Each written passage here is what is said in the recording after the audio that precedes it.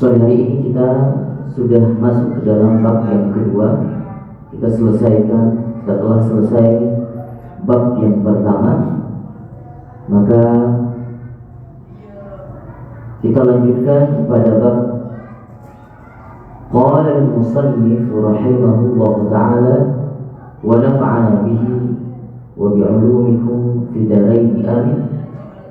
Bab ma jaa fi khatamin nabi khatamin nubuwwati sallallahu alaihi wasallam. Hadis tentang pembahasan khatamun nubuwah, tanda kenabian. Haddatsana Qutaibah bin Sa'id, haddatsana Hatim bin Ismail an al-Ja'di bin Abd al-Rahman qala sami'tu Sa'id bin Yazid yaqulu. Ini hadis diambil dari Sa'id bin Yazid. Beliau berkata, "Zahabat bi khalati." Zahabat, maka telah membawaku oleh bibiku khalati ila Rasulullah sallallahu alaihi wasallam. Jadi Sa'id bin Yazid dibawa oleh bibinya ke baginda Rasul sallallahu alaihi wasallam. Lalu bibinya berkata, "Ya Rasulullah, inna ibna ukhti waj'un famasaha ra'si wa da'ani bil barakah." Jadi Sa'id bin Yazid ini ketika dibawakan ke baginda Rasul sallallahu alaihi wasallam dengan alasan beliau sedang sakit. Dibawakan kepada baginda Rasul sallallahu alaihi wasallam oleh bibinya, dan beliau berkata, "Wahai Rasulullah, sungguhnya ponakanku ini waj'un, dia sedang sakit." Famasaha ra'si, kemudian Rasul sallallahu alaihi wasallam mengusap kepalanya, kepala Sa'id bin Yazid, wa da'ali, dan mendoakanku dengan keberkatan. Fatawadda'a, kemudian Rasul sallallahu alaihi wasallam berwudu.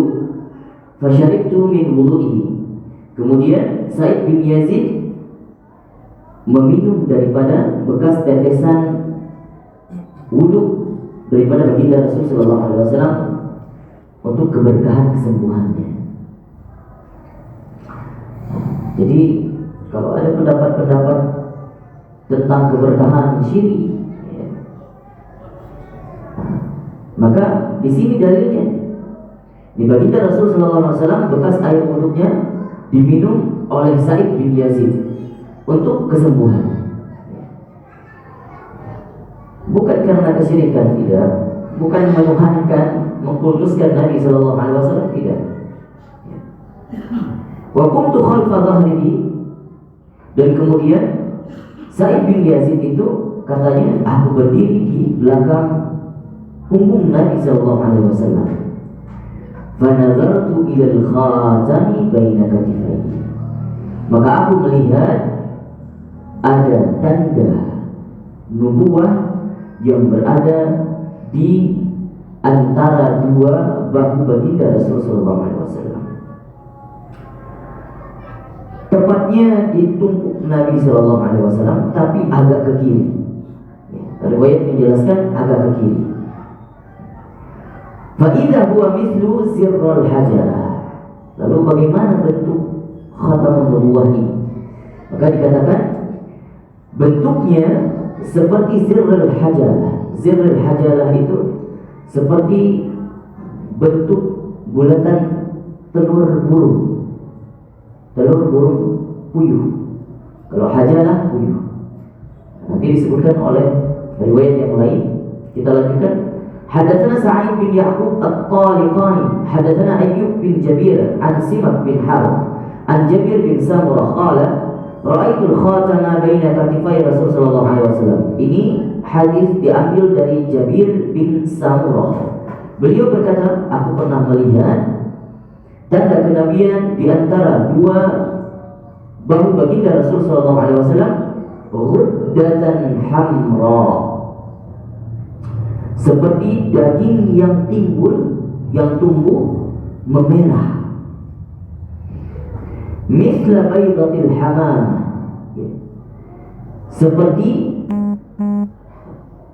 seperti telur Hamamah itu serupa merpati. Ya.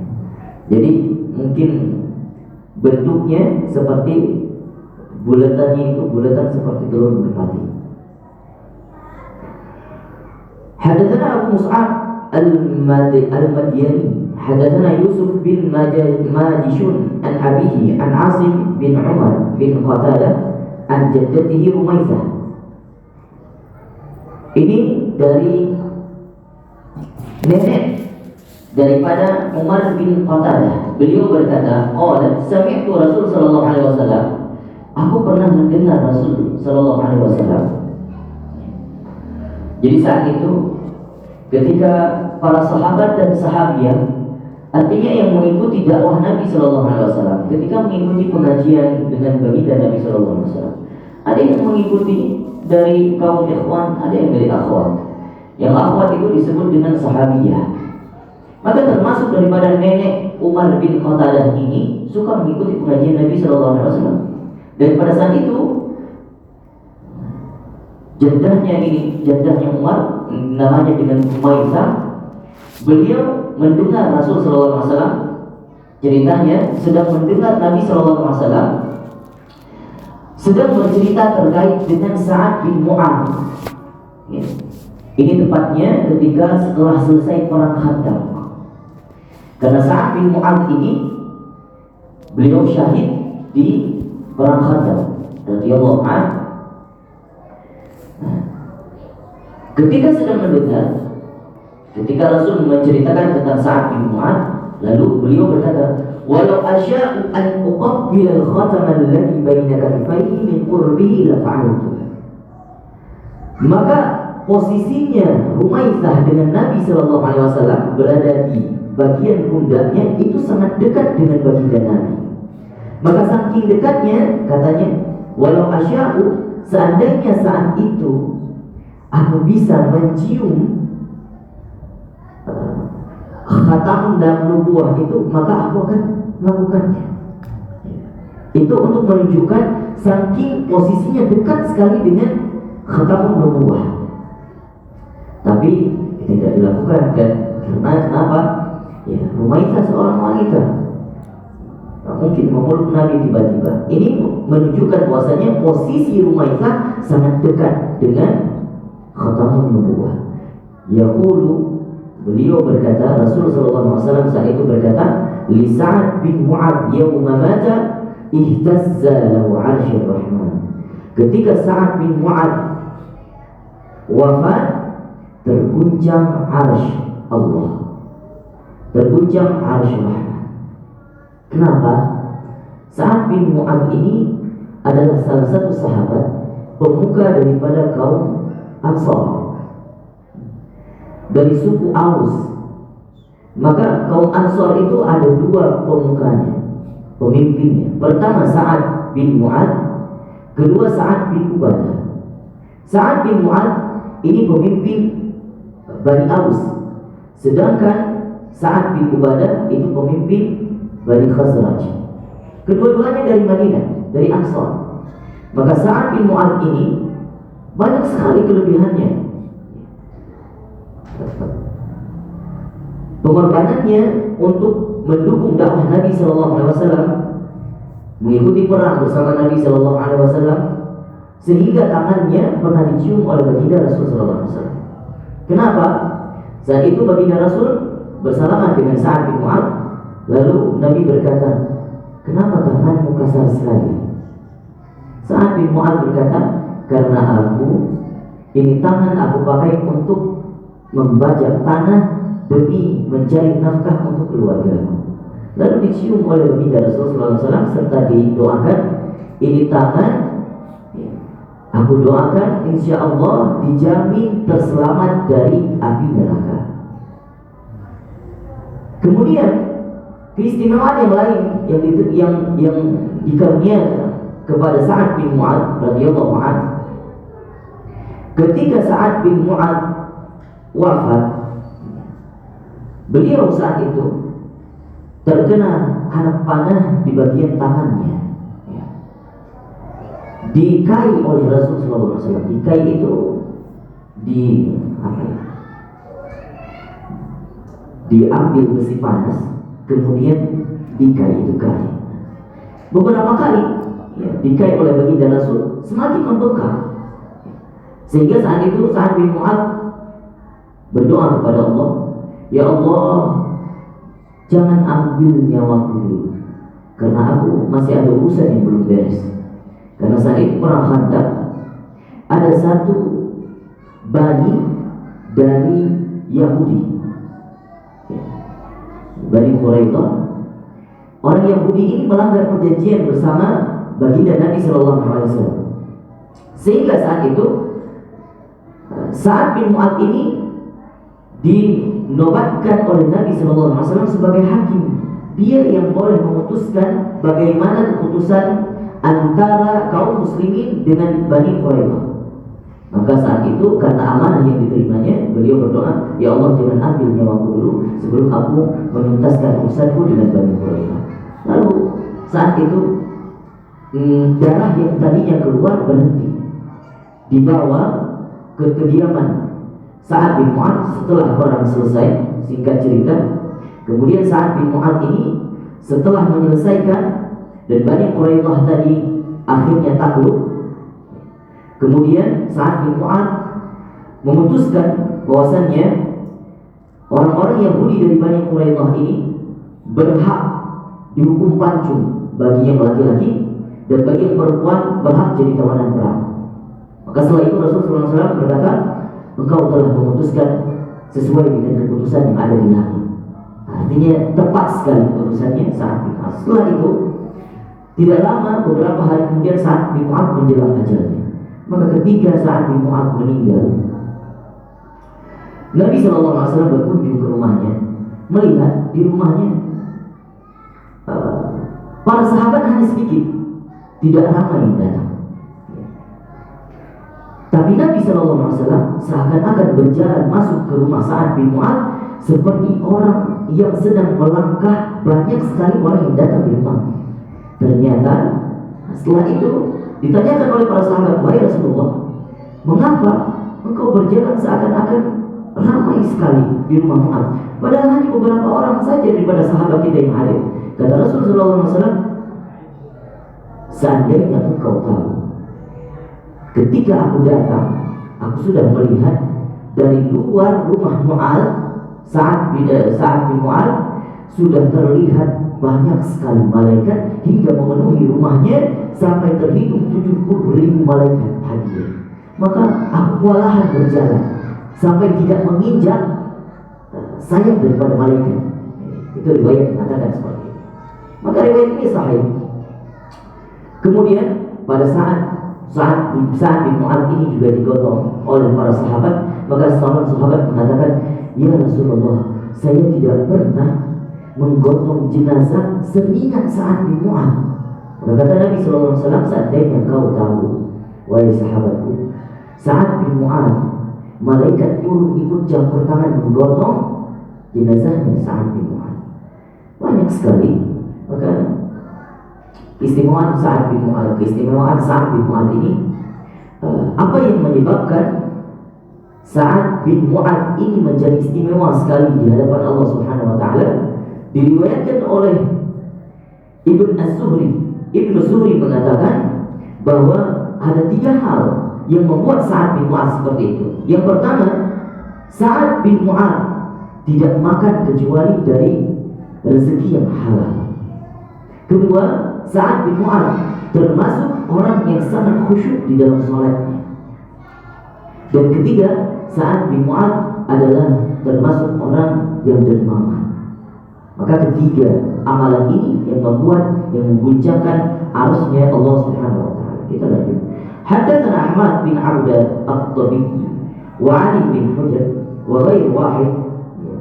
Qalu, mereka berkata, yang meriwayatkan hadis ini bukan satu orang. Mereka mendengar secara bersamaan dari Aisyah bin Yunus. Aisyah bin Yunus mendengar dari Umar bin Abdullah Maula Ghufar. Haddatsani Ibrahim bin Muhammad bin min waladi Ali bin Abi Thalib. Didengarkan oleh para sahabat dari Muhammad Ibrahim bin Muhammad dari walad Ali bin Abi Thalib. Tapi walad bin Ali bin Abi Thalib ini bukan anak dari Sayyidah Fatimah, bukan. Kalau dari Sayyidah Fatimah Hasan wal Husain.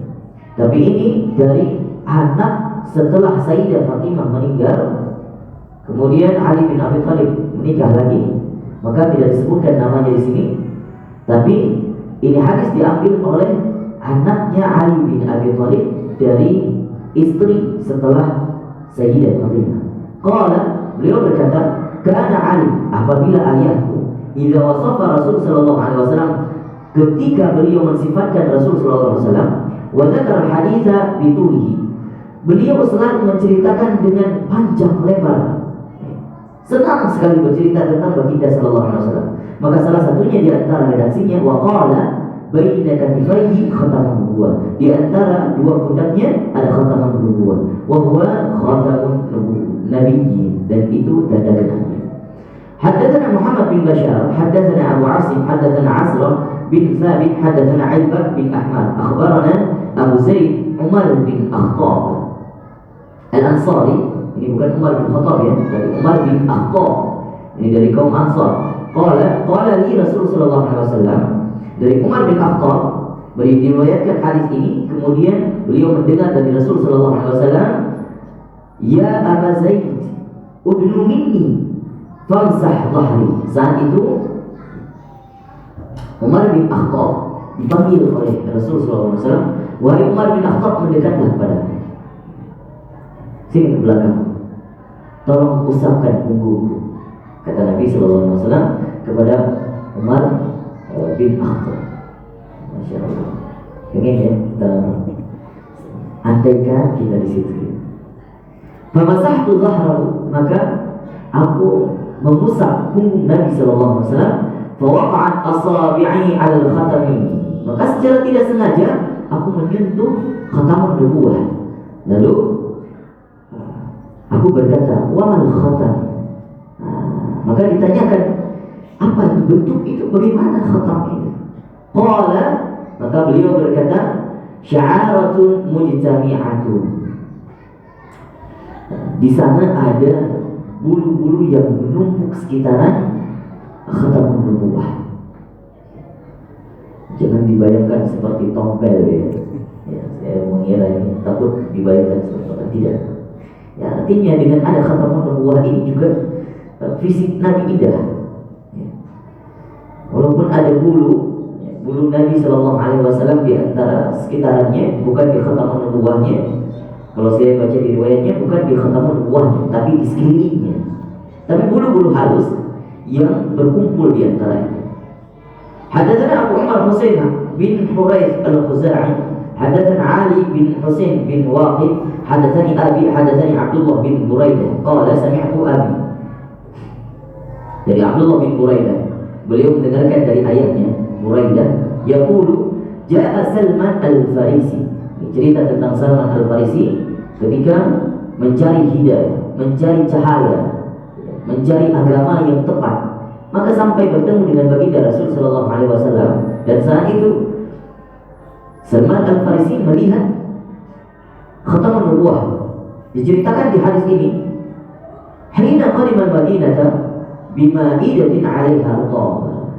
Maka ketika Salman al-Farisi membawa sebungkus rutab itu kurma, tapi kurma yang dimatangkan bukan di buah, bukan di pohon, bukan di pohon. Kalau kurma yang matang di pohon itu disebutnya kurma, ajwa, ya, itu semua matang. Tapi kalau sudah rutab, ya, artinya apapun jenisnya, mau ajwa, mau apapun, kalau dia sudah kering, dikeringkan di luar, maksudnya setelah dipetik kemudian baru dikeringkan, itu namanya rutab. Terus kemudian dibawakan ya kepada baginda sallallahu alaihi wasallam. Fawada'aha baina yaday Rasul sallallahu alaihi wasallam. Kemudian beliau meletakkan di tangan baginda Rasul sallallahu alaihi wasallam. Faqala, kemudian beliau berkata, "Ya Salman, ma hadha?" Tapi ini banyak riwayat. Artinya ini hadis diambil secara singkat ceritanya. Tapi ada riwayat yang mengatakan, kalau kita baca manaqib, salah satunya tentang riwayat qasas sahabah terkait dengan Salman Al-Farisi, itu ada di buku namanya Qasas Sahabah, kisah para sahabat. Itu diceritakan, itu enggak hari yang bersamaan, tidak. Artinya lain hari ketika Salman bertemu dengan baginda Rasulullah SAW. Saat itu Nabi pun belum tahu namanya Salman. Kalau ini sudah disebutkan ya Salman, artinya bukan, riwayatnya tidak menyimpang, tapi ketika diceritakan oleh sahabat yang lain, sudah disebutkan ya Salman dari baginda Rasul. Padahal baginda Rasul saat itu Salman belum masuk Islam, masih cari, mau memastikan ini benar-benar Nabi atau bukan. Dibawakan rutab sama Salman. Kemudian baginda Rasul berkata, wahai Salman, faqala, ini apa? Maka Salman berkata, ini sedekah buatmu. Rutab itu dibawakan sebagai sedekah. Maka baginda Rasul sallallahu alaihi wasallam,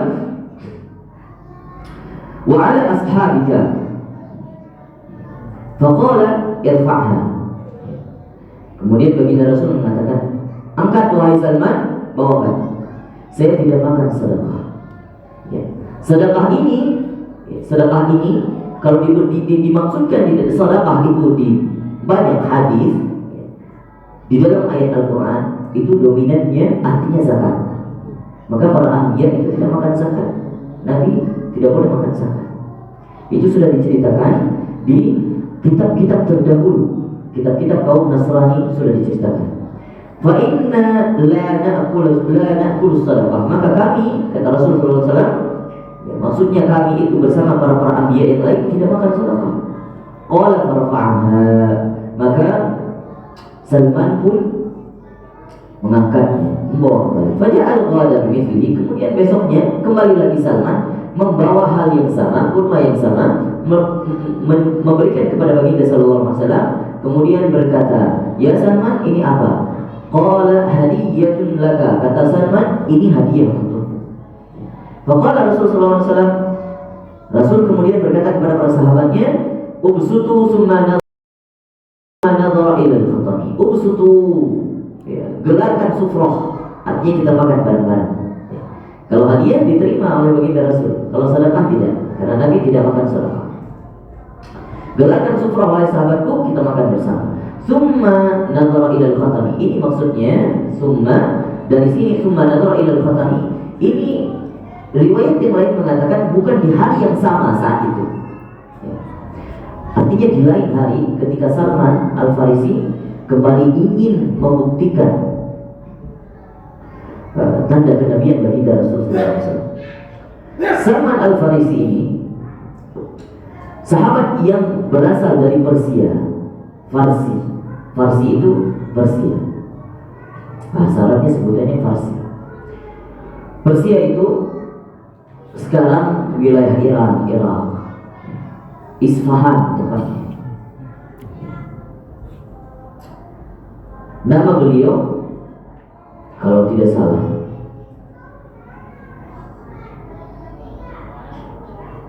Habah bin Bukhazzan kalau tidak salah. Itu masih nama Persia, belum diganti jadi Salman Al-Farisi. Kemudian beliau ini adalah seorang yang anak daripada pemuka kaum Majusi. Beliau menganut agama Majusi dari kecilnya, dirawat oleh seorang ayah yang sangat sayang kepada Salman Al-Farisi ini, sehingga seperti diratukan. Tidak boleh kemana-mana, nggak boleh keluar, takut tercemar dengan lingkungan, pengaruh lingkungan. Akhirnya sampai diikat di rumahnya, nggak boleh kemana-mana. Tapi sayang, bukan karena disiksa, bukan, karena sayang. Akhirnya diikat di rumah. Maka, tapi Salman ini haus akan kepercayaan, dia cari kepercayaan. Salman ditugaskan tugas yang sangat mulia di agamanya, yaitu menjaga api kesucian. Maka api kesucian ini tidak pernah padam selama berabad-abad. hanya sekali baru pada ketika baginda Rasul SAW lahir. Kemudian dihidupkan dan tidak pernah padam lagi. Maka mereka menyebutkan ini api kesucian. Majusi ini menyembah api, menyembah matahari. Kalau dulu sebutannya agama Zoroaster, itu juga Zoroastrian itu juga semacam itu. Setelah itu diam-diam si Salman Al-Farisi akhirnya keluar dan kemudian singkat cerita bertemu dengan beberapa para pendeta, uskup, belajar ngaji dengan para pendeta sampai tertarik dengan agama Nasrani. Tapi pendeta yang diceritakan, yang Salman sendiri belajar dengannya, itu pendeta yang masih Alkitab ghair muharraf. Kitabnya itu belum diselewengkan, belum ada penyimpangan, masih ahlul kitab kalau sebutan di zaman Nabi SAW. Maka belajar dengan para beberapa uskup. Kenapa? Karena qadarullah, Salman ketika belajar dengan satu uskup, kemudian uskup meninggal.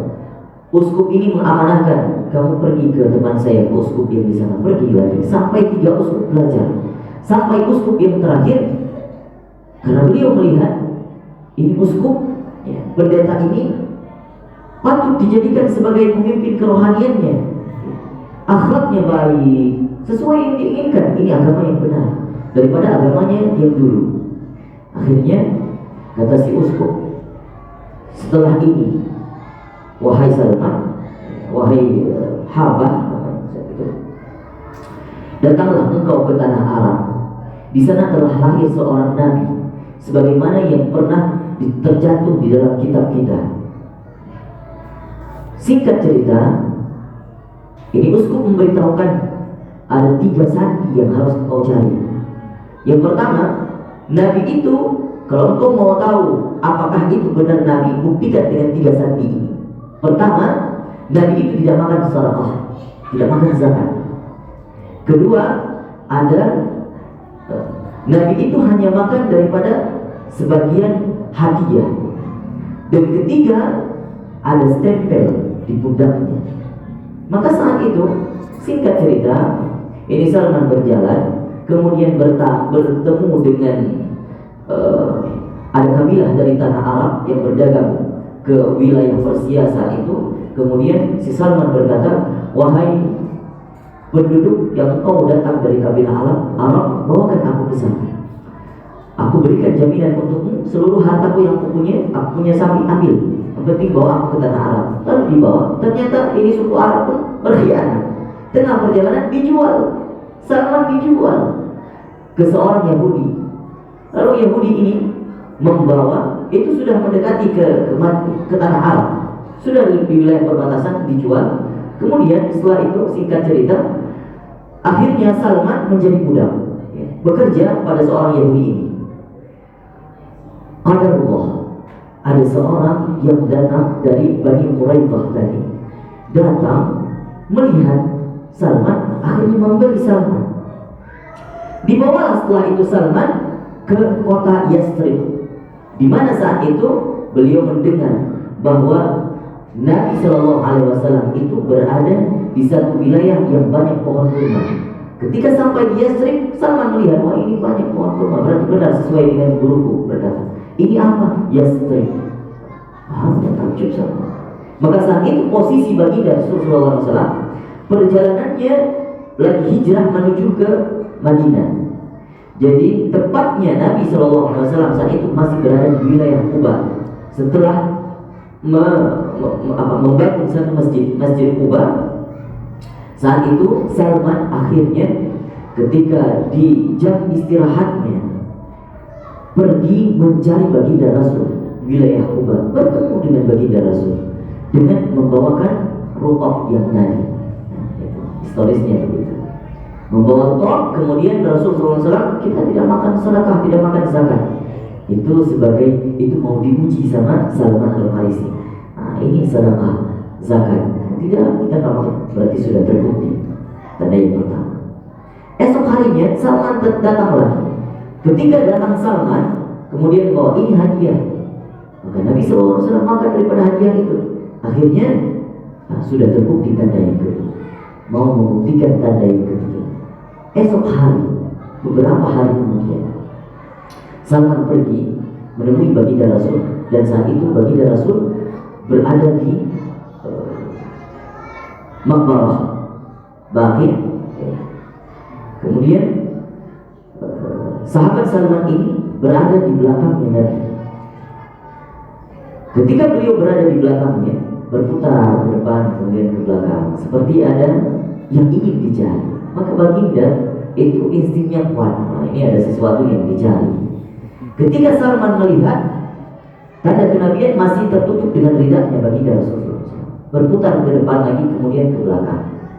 Akhirnya baginda Rasul paham, dilepaskan ridaknya, terlihatlah khatamun nubuwah ini di pundaknya Rasul. Saat itu suasana haru yang sudah dijalankan oleh Salman Al-Farisi selama ini, berjalan, dikhianati, kemudian diperbudakkan, akhirnya menemui cahaya yang benar sesuai dengan tanda yang diberikan oleh uskupnya, oleh gurunya itu. Maka saat itu Salman Al-Farisi memeluk baginda Nabi, mencium baginda Nabi. Kemudian Rasulullah SAW berkata, "Wahai pemuda, ada apa? Apa cerita engkau membawa kau ke sini?" Maka diceritakan oleh Salman semuanya. Saat itu Salman Al-Farisi pun langsung bersyahadat di depan baginda Rasulullah SAW, memeluk Islam, dan kemudian Rasulullah SAW memberi Salman Al-Farisi ditebus dari perbudakannya sama seorang Yahudi tadi, tapi bayarannya Salman itu harus bekerja. Tidak ditebus dengan uang, tapi Salman bekerja saja menanam pohon kurma. Kalau kurma itu nanti sudah berbuah, maka Salman bebas dari perbudakan. Sebutkan di sini, fa'amana bihi wa kana lil yahudi fashtarahu Rasul sallallahu alaihi wasallam. Dibeli oleh Rasul sallallahu alaihi wasallam bi kada wa kada dirhaman wa ala an yaghrisa lahum nakhilan. Dengan tebusan beliau harus bekerja merawat pohon kebun kurma milik Yahudi ini. Falyamal Salman fihi, maka bekerjalah Salman hatta tut'ima, sampai berbuah. Fagharasa Rasul sallallahu alaihi wasallam lahun nakhla ila nakhlatan wahidah. Kemudian yang ajibnya Rasul sallallahu alaihi wasallam juga ikut membantu Salman hari per hari untuk menanam pohon-pohon itu. Warasaha Umar fahamalatin nakhil min amiha. Kemudian Umar juga ikut membantu Salman fahamalatin nakhil min amiha. Kemudian pada saat setelah 1 tahun itu pohon-pohon kurma akhirnya berbuah. Walam tahmil nakhlatun, tapi ada satu pohon kurma yang tidak berbuah. Faqala Rasulullah sallallahu alaihi wasallam, "Ma sya'nu hadhihi?" Maka baginda Rasul berkata, "Ada apa gerangan dengan pohon ini?" Faqala Umar pun mengaku, "Wahai Rasulullah, ana gharastuha." Ini pohon aku yang menanamnya. Ini kurang keberkatan dengan tangannya Umar bin Khattab. Fanaza'a Rasulullah sallallahu alaihi wasallam, maka dicabut tanaman itu oleh baginda Rasul. Fagharasaha fahamalat min 'amila. Kemudian ditanamkan lagi di tahun itu juga, itu pohon langsung berbuah. Berkahnya tangan baginda Rasul sallallahu alaihi wasallam. Kita lanjut. Hadatsana Muhammad bin Bashar, hadatsana Bishr bin Waddah, hadatsana Abu Aqil ad-Dawraqi an Abi Nadrah al-Awaqi. Qala sa'altu Aba Sa'id Al-Khudri. Ini dari Sa'id Al-Khudri, beliau berkata bercerita tentang khatamun Nabi sallallahu alaihi wasallam, khatamun nubuwah. Faqala kana fi dhahrihi bat'atun nashizah. Maka khatamun nubuwah ini ada di pundaknya baginda Rasul sallallahu alaihi wasallam seperti setumpuk daging yang timbul. Kalau tadi diceritakan timbul kemudian memerah. Kenapa dilihat memerah? Karena punggungnya Nabi itu bersih putih, akhirnya terlihat memerah. Hadatsana Abu Ash'ath Ahmad bin Miqdam, Al-Ajli Al-Basri. Haddatsana Hamad bin Zaid an Asim Al-Ahwal an Abdullah bin Sarjis. Qala ataitu Rasul sallallahu alaihi wasallam wa huwa fi unasin min ashabihi. Fadurtu hakada min khalfihi. Ini hadis diambil dari Abdullah bin Sarjis. Abdullah bin Sarjis ini bercerita, aku pernah datang kepada baginda Rasul sallallahu alaihi wasallam, ya. Wa huwa fi unasin min ashabihi. Saat itu Nabi sallallahu alaihi wasallam bersama para sahabat lagi berkumpul. Fadurtu hakada min khalfihi. Maka aku berputar-putar, ya, mengelilingi, seakan-akan di depan, di samping, sama seperti Salman tadi. Fa'arafa alladhi uridu. Seakan-akan Nabi sallallahu alaihi wasallam ini punya insting, tahu ini apa maksudnya. Ini orang cari khataman nubuwah. Fa'alqar rida an dhahri. Kemudian Nabi sallallahu alaihi wasallam melepaskan ridanya supaya kelihatan. Fara'aitu mawdi'al khatam. Kemudian aku melihat tempat khatamun nubuwah di bahunya baginda Rasul, mithlal jum'i haulaha khilal. Ini lebih spesifik dijelaskan, seperti Jumat. Jumat itu lingkaran segepal tangan, ini Jumat. Ya. Jadi kurang lebih besarnya segini lingkarannya. Haulaha khilal. Sekelilingnya itu seperti ada tai lalat, tapi bukan tai lalat. Khilal itu seperti tanda lahir, tanda lahir. Tapi warnanya tidak menghitam, tidak warna hijau. Ada riwayat mengatakan warna hijau, warna hitam, tidak. Riwayat yang sahih warnanya itu warna kulit, cuman ada bekasnya saja. Ka'annaha sa'ali, ini jamak daripada su'lah. Su'lah itu ya tanda, seperti tanda lahir, itu su'lah, seperti tanda lahir. Artinya kalau bisa digambarkan itu khatam nubuwah. Sekelilingnya itu ada border, ada batasan, ya. Tapi warnanya juga tidak macam-macam. Warnanya warna kulit, warna coklat, cuman kelihatan ada batasan. Faraja'tu hatta istaqbaltuhu. Maka aku kembali kepada baginda sallallahu alaihi wasallam sambil memeluknya Nabi sallallahu alaihi wasallam. Faqultu, maka aku berkata, "Ghaffarallahu laka ya Rasulullah." Semoga Allah mengampuni engkau wahai Rasulullah. Didoakan oleh sahabat. Maka saat itu tradisi, walaupun Nabi sallallahu alaihi wasallam juga sering didoakan oleh para sahabat yang lain. Semoga Allah mengampunimu meskipun Nabi ma'asum. Maka kemudian Nabi berkata, "Walak." Dan juga kamu begitu juga, semoga diampuni oleh Allah Subhanahu wa taala. Maka para sahabat saat itu faedahnya, para sahabat kalau meminta ampun kepada baginda Rasulullah SAW, sebenarnya dia lagi meminta ampun kepada dirinya. Karena ketika setiap sahabat berdoa meminta ampun kepada Rasulullah, maka Rasulullah mendoakan kembali. Artinya dia seperti seakan-akan meminta kepada baginda, wahai baginda Rasul, minta ampunlah kepadaku. Cuma caranya duluan dimintakan ampun, ya Allah, semoga Allah mengampuni. Kemudian Rasul berkata, dan engkau juga, insya Allah diampuni Allah Subhanahu wa taala. Faqala al-qaum, kemudian yang tadi diceritakan, maka ada segerombolan kaum saat itu yang mendengar cerita daripada Abdullah bin Sarjis ini. Katanya, astaghfaralaka Rasulullah. Ini A-nya double, ini A-nya satu, ya. Mungkin salah cetakan kali. Harusnya dua. Astaghfaralaka Rasulullah. Apakah, ya, ada kata apakah? Apakah Rasul SAW itu mendoakan meminta ampun terhadapmu? Faqala na'am walakum, dan juga untuk kalian. Tsumma tala hadhil ayat wastaghfir li dzambika wa lil mu'minina wal mu'minat. Kemudian Rasul SAW berkata dengan ayat Al-Quran surah Muhammad ayat ke-19, wastaghfir li dzambika wa lil mu'minina wal mu'minat. Baik. 5 menit lagi kita lanjutkan sedikit lagi. Kita masuk setengah bab saja terkait dengan bab Maja'a fi sya'ri Rasulullah sallallahu alaihi wasallam.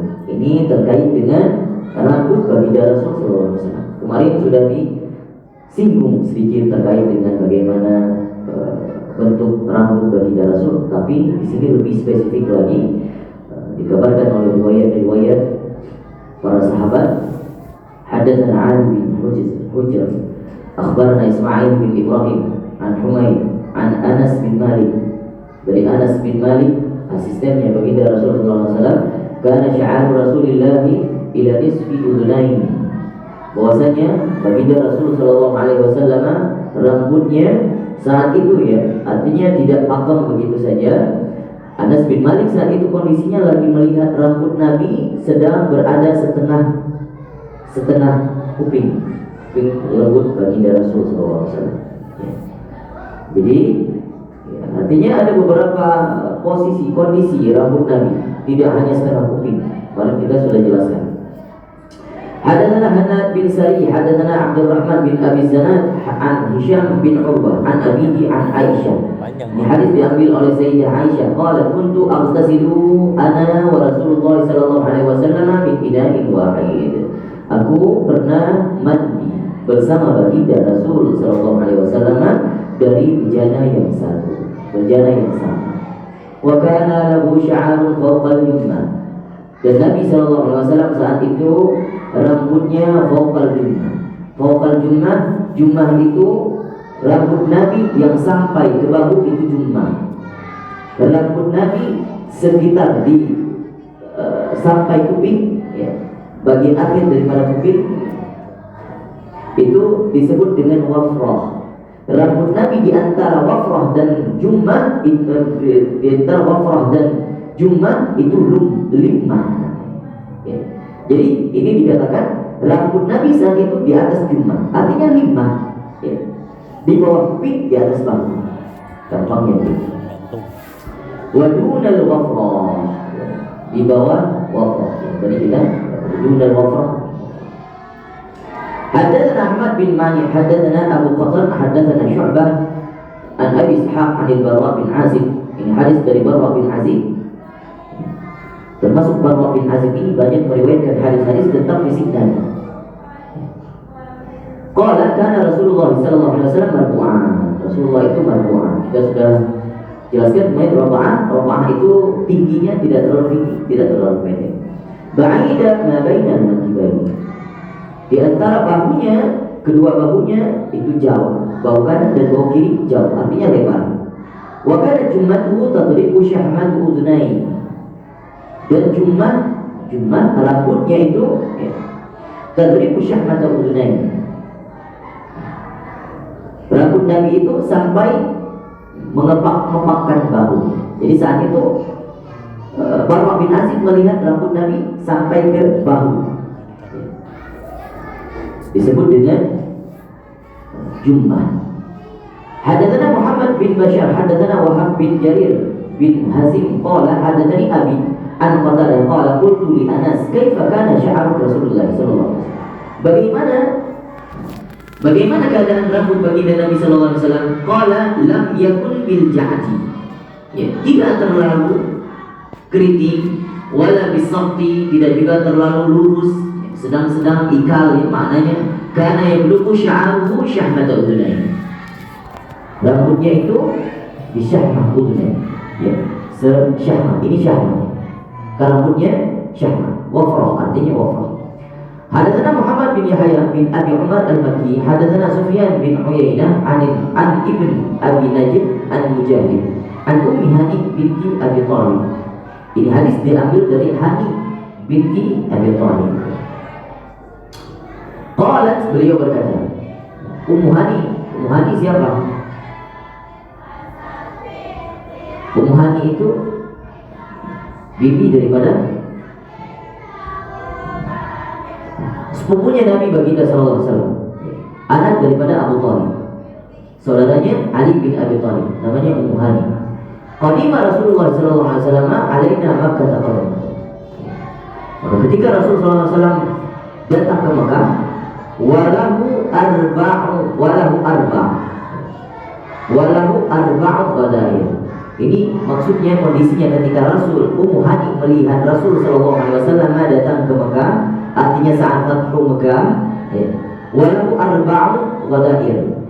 Ketika itu dilihat Nabi itu rambutnya ketika dilepas sorbannya ada 4 kepangan, maksudnya 4 belahan, turun ke bawah, bagian depan, kiri kanan, dan juga di belakang 2 gitu.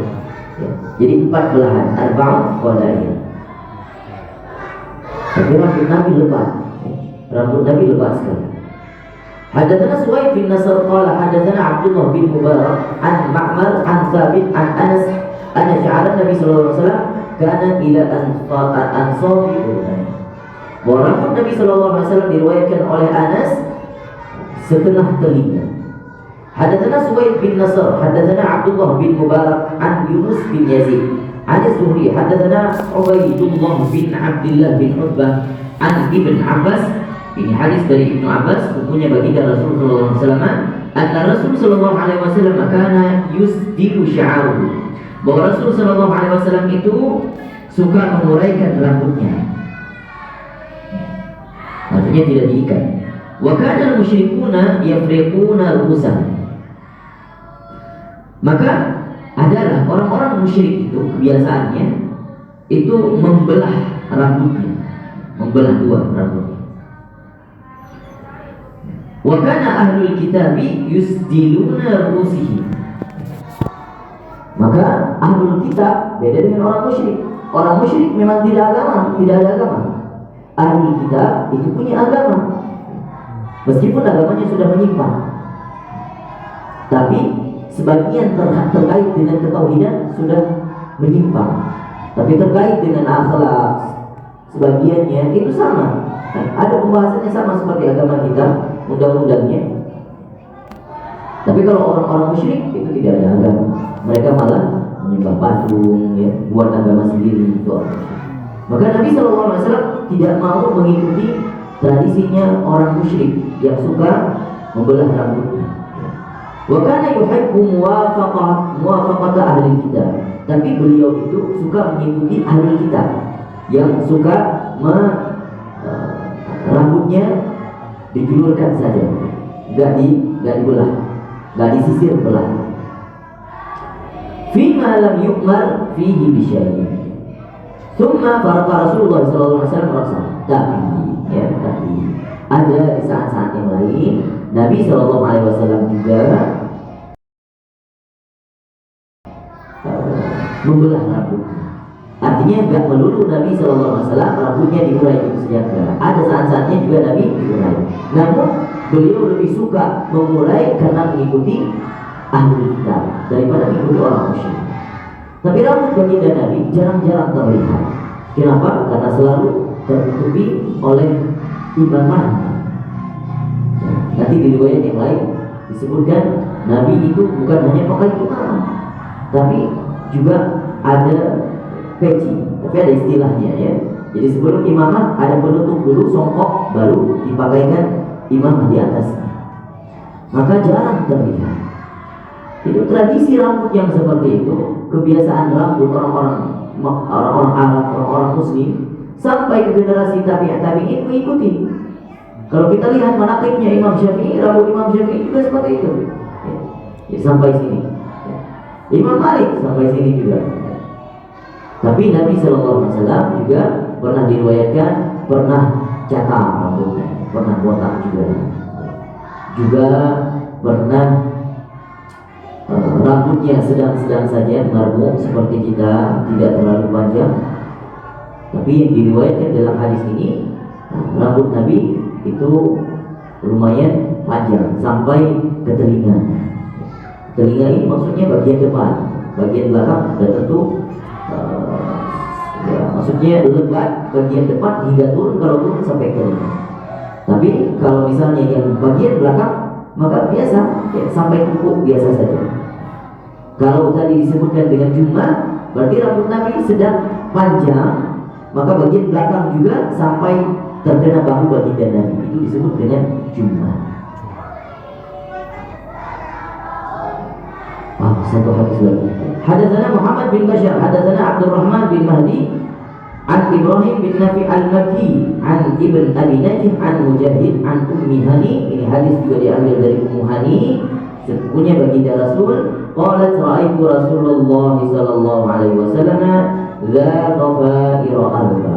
Maka baginda Rasul saat itu dilihat oleh Ummu Hani itu sedang rambutnya kondisi saat itu sedang terbelah empat, dua kemudian dua di belakang. Begitu kondisi rambut baginda Rasul sallallahu alaihi wasallam.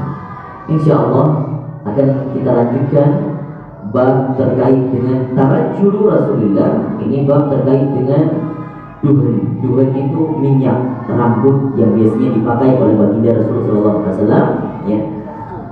Apa saja nanti dibahas karena baginda Rasul juga pernah pakai seperti inai di rambutnya sehingga memerah, ya. Jadi itu bagian sunnah. Nanti insya Allah akan kita jelaskan dan kita rincikan di pertemuan esok hari, insya Allah. Baik, kalau ada yang ingin bertanya kita diskusi sejenak, silakan. Tad, Ya. tanya Tad. Jadi di sini itu namanya sunnahnya itu jadi kita melihat contoh langsung gitu ya. Contoh dari penampilan yang kita lihat situ ya. Betul. Itu sunnah juga ya kalau begitu. Kalau tampilan Nabi itu berarti ya kayak gondrong juga kita kayaknya. Artinya gini, kita melakukan hal yang sama dengan Nabi dengan niat mencontohi Nabi, tapi di luar daripada syariat-syariat yang disunnahkan. Artinya bukan disunnahkan secara qauliyah. Kalau disebutkan dengan sunnah Nabi itu secara fi'liyah, pekerjaan Nabi, kemudian perkataan Nabi, kemudian ikrarnya Nabi. Ikrar itu Nabi mengiyakan atau tidak, itu sunnah. Maka kalau kita lihat fisik penampilan Nabi, meskipun ada sebagian ulama mengatakan mengikuti penampilan Nabi tidak termasuk sunnah, ada yang berpendapat seperti itu. Tapi ada yang berpendapat, ulama juga mayoritas berpendapat mengikuti penampilan Nabi, selera Nabi, sampai selera makannya Nabi kita ikuti dengan niat ikut Rasul sallallahu alaihi wasallam, dengan niat mahabbah kepada Rasul, dengan niat ittiba' sunnati Rasulullah sallallahu alaihi wasallam, maka itu jatuh pada sunnah, maka itu sunnah, dapat pahala. Tapi soal bab inai misalnya, memerahkan rambut, saat itu tradisi Nabi kalau beruban itu diberikan inai supaya ubannya nggak kelihatan jelek. Jadi supaya lebih indah diberikan inai, ya, dimerahi. Tapi kalau kita tradisinya di Indonesia, kita mau praktek itu, ya, kita lihat inai itu kadang mewarnai rambut, ya, itu bagian daripada kebiasaannya orang-orang fasik. Gitu, ya. Kalau sudah kebiasaannya orang fasik, maka di lingkungan kita seperti itu, maka kita tahan. Jangan ikut sunnah yang itu, ikut sunnah yang itu. Tentu terjadi fitnah. Jadi maksudnya di sekitaran kita nih, orang-orang yang mewarnai rambut merah, hijau, kuning, itu adalah orang-orang yang istilahnya fasik, sholat gagah, mungkin gak tentu muslim juga. Kemudian suka konser, suka ke bar, suka ke diskotik, orang-orang seperti itu. Sehingga kita ikut memerahkan rambut, tapi kita gak ikut dia, kita ikut Nabi. Maka orang melihat, gak paham itu sunnah Nabi. Akhirnya timbul dari kita. Maka kalau seperti itu, kita juga harus menyesuaikan tradisi kita, menyesuaikan di mana tempat kita tinggal. Kalau kita ke Arab sana, di Yaman, Pak, itu iya benar. Jadi orang-orang Yaman kalau udah syekh itu udah putih, maka dimerahi, jenggotnya dimerahi, rambutnya dimerahi. Kita tak jarang kalau kita lihat dari Umar bin Hafid itu memerahkan jenggotnya, merah. Kalau kita lihat ulama-ulama yang jenggotnya merah, jangan nanti wah ini ulama keren. Enggak, itu sunnah Nabi itu. Sunnah Nabi. Kita aja yang belum paham. Nanti insya Allah kita akan masuk, itu dijelaskan nanti di bab ubatnya Nabi. Ubatnya insya Allah. Atau di bab mungkin ada juga disinggung di bab rajulun Nabi, duhun, ya, minyak yang dipakai oleh Bani Hashim. Ada lagi? Ya, silakan. Ketika Nabi dari Gua Hira dan juga pulang,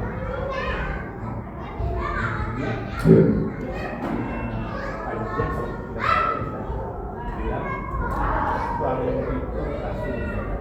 Dari mana dia tahu apa itu makanan belum saya? Apa saya kurang terdengar suaranya, tidak berisik. Boleh. Apa itu?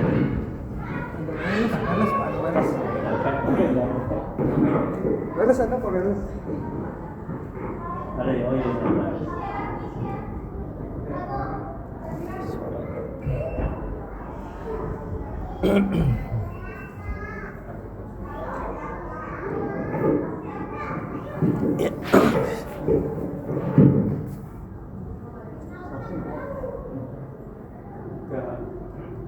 Oh, itu enggak. Itu kan ada suaranya enggak?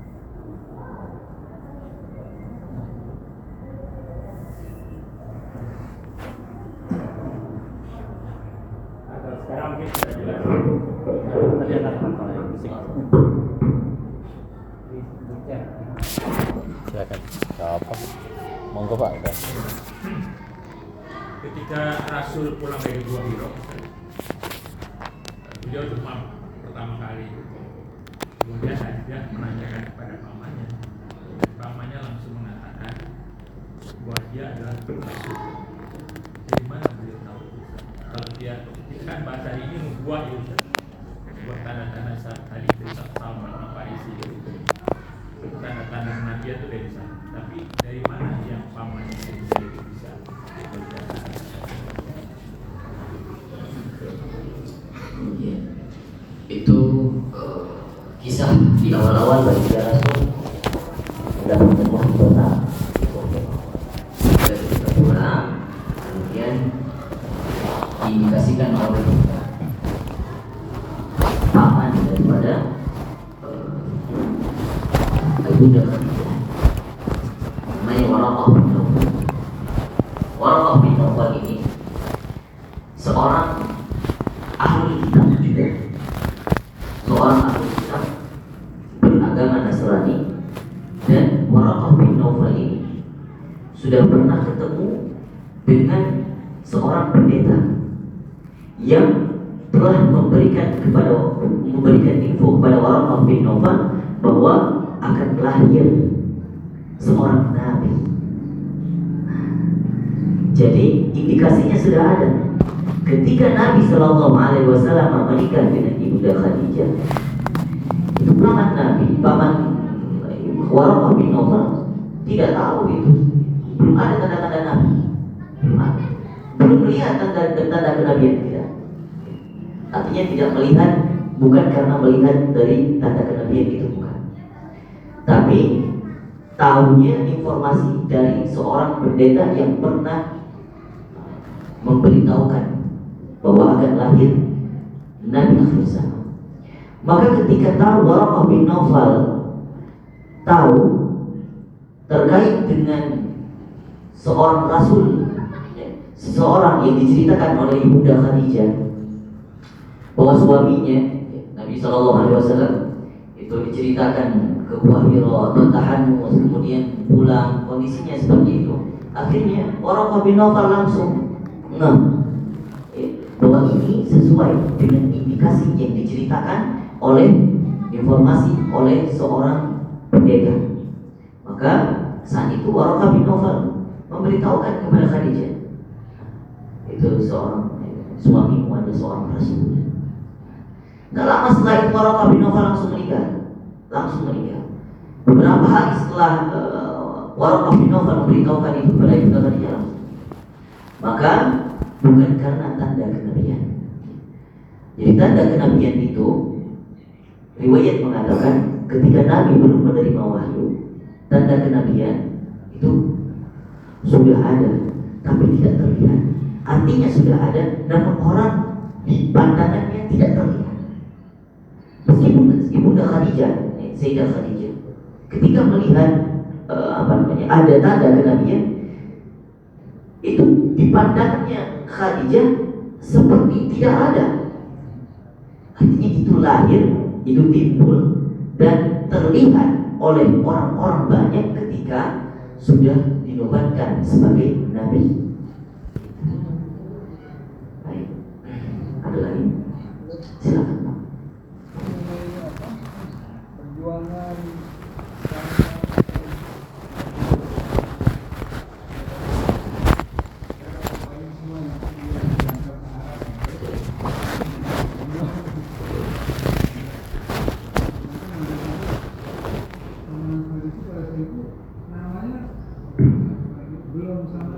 Belum.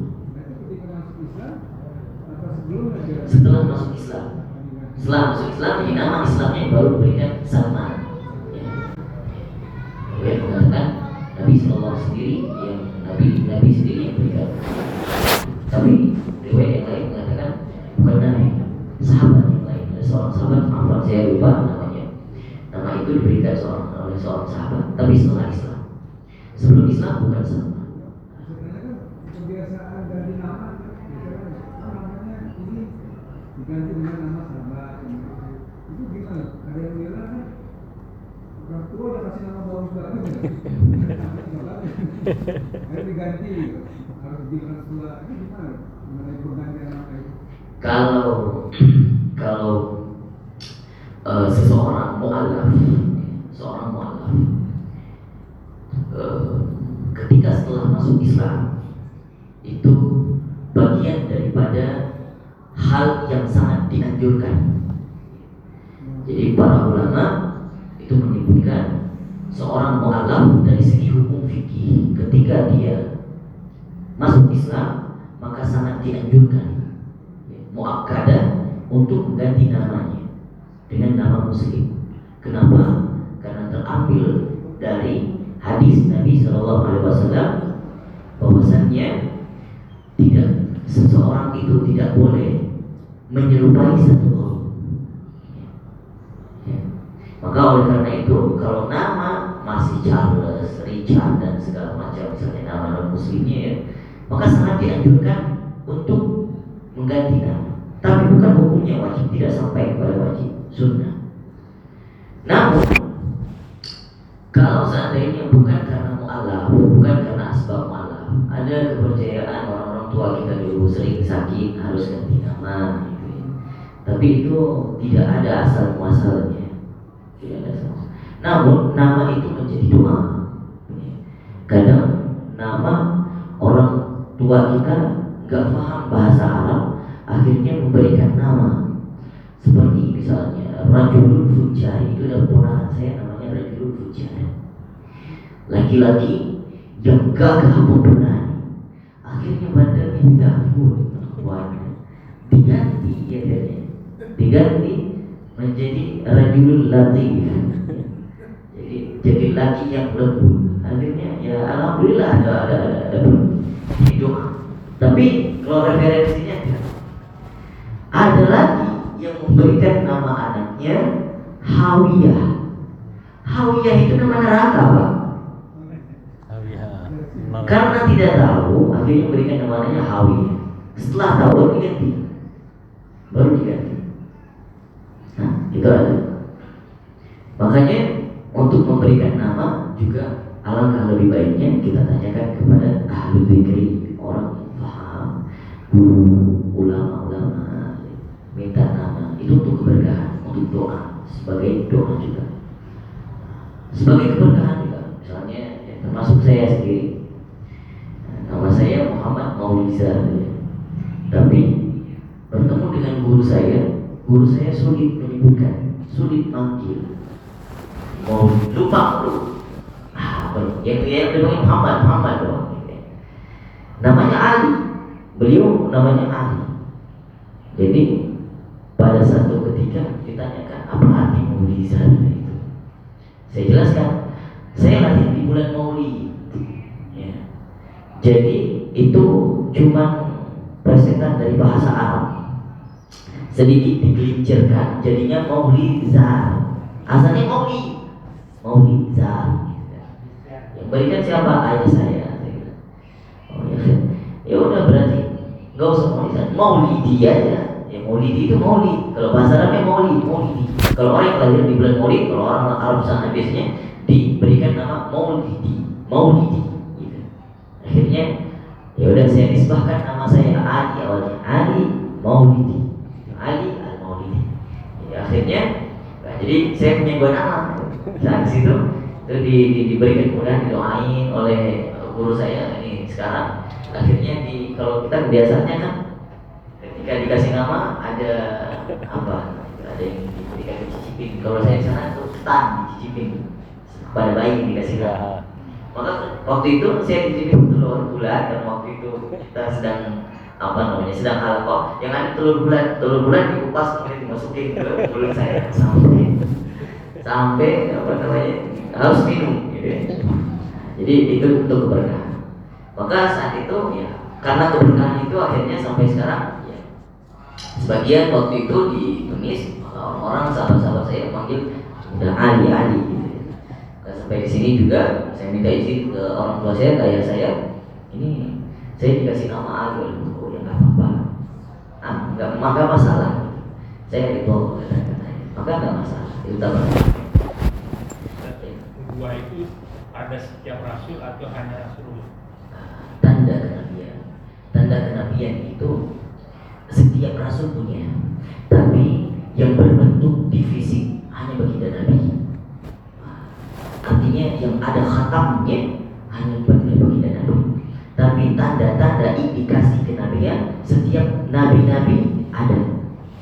Artinya berbentuk mukjizat gitu ya. Itu termasuk salah satu tanda-tanda kenabian.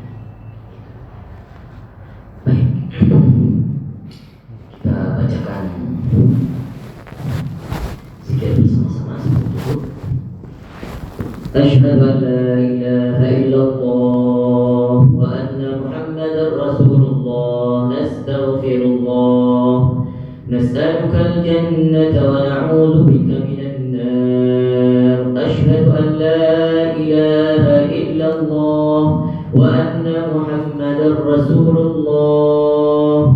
Nas'aluka al-jannata wa na'udzu bika minan nar. Asyhadu an la ilaha illallah wa anna Muhammadar Rasulullah. Nastaghfirullah. نسألك الجنة ونعوذ بك من النار. اللهم إنك عفو كريم حليم تحب العفو فاعف عنا. اللهم إنك عفو كريم حليم تحب العفو فاعف عنا. اللهم إنك عفو كريم حليم تحب العفو فاعف عنا يا كريم. ربنا انفعنا بما علمتنا رب علمنا الذي ينفعنا رب فقنا وفقه إخواننا وقرباتنا لنا في ديننا مع أهل الخطر والتوكل رب وفقنا وفقهم لما تقتضي قولا وفعلا كرما وارزق كل حلالا دائما وأخذ أتقيا علما نحظى بالخير ونفى كل شر. ربنا واصلح لنا كل شؤون وأقر برضا منك العيون واقض عنا ربنا كل ديون قبل أن تأتينا رسل المنون واغفر استر أنت أكرم من ستر. وصلاة الله تغشى المصطفى من إله الحق دعانا والوفاء بكتاب فيه للناس شفاء على الآل الكرام شرفاء وعلى صحاب المصابيح الغرر. اللهم اهدنا بهداك واجعلنا ممن يسارع في رضاك ولا تولنا وليا سواك ولا تجعلنا ممن خلفك أمرك وعصك. وحسبنا الله ونعم الوكيل ولا حول ولا قوة إلا بالله العلي العظيم. وصلى الله على سيدنا محمد وعلى آله وصحبه وسلم والحمد لله رب العالمين في كل لحظة أبدا عدد خلقه ورضا نفسه وزينة عرشه ومداد كلماته. يا ربنا اعترفنا بأننا اقترفنا وأننا أسرفنا على لظى أشرفنا. فتب علينا توبة تغسل كل حوبة واستر لنا العورات وآمن الروعات. واغفر لوالدينا ربي ومولدينا والأهل والإخوان وسائر الخلان وكل ذي محبة أو جيرة أو صحبة والمسلمين أجمع. آمين ربي أسمع. فضلا وجودا منا لا باكتساب منا بالمصطفى الرسول نحظى بكل سول. صلى وسلم ربي عليه عبد الحب وآله وصحبه عدد غش السحب. والحمد لله في البدء والتناهي. سبحان ربك رب Wassalamun ala mursalin walhamdulillahi rabbil alamin. Subhanakallahumma wa bihamdika asyhadu an la ilaha illa anta astaghfiruka wa atubu ilaik. Assalamualaikum warahmatullahi wabarakatuh. Waalaikumsalam warahmatullahi wabarakatuh.